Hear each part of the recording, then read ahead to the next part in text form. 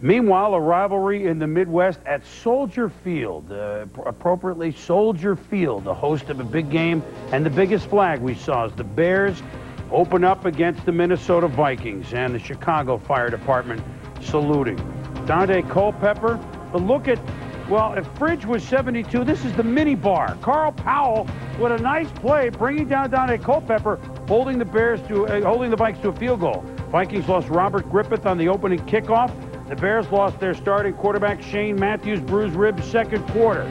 So it's 3-0 in the third. Culpepper to Andrew Jordan from, well, not from Brown. That was Steve Jordan. I got it set. 10-0 Vikings. So Jim Miller is in, and he looked to Marcus Robinson, but it's out of his hands, into the hands of Orlando Thomas. Miller strong-armed it. Griffith likes it. It's 10-3. The Bears trailing in the fourth. Marty Booker from Northeast Louisiana. We've been together too long.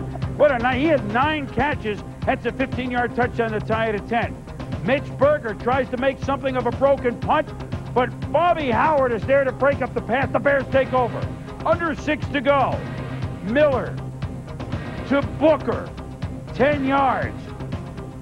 And then Jim Miller to Cuckoo Kachu. Where have you gone, Marcus Robinson? He's such a big target, and he makes the catch, and the Bears have the lead 17-10. Yeah, and Robinson, 6'3", 215 pounds, just too big and strong for Robert Tate. Leap right over him to make the catch.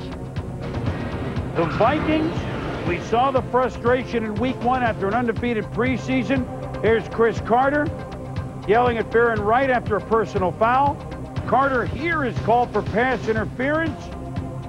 Chris, who caught only 1 on this day, talking with Dante Culpepper, and looks a little heated. Culpepper actually hits Carter for 13 yards. First ruled out of bounds. Then on a certainly frustrating day, this is 1 catch, 13 yards. They overrule and says it is a catch. But with 4th and 10 with over a minute to go, down by a touch, that just looked terrible. Out of bounds, Culpepper, Moss and Culpepper, look at this.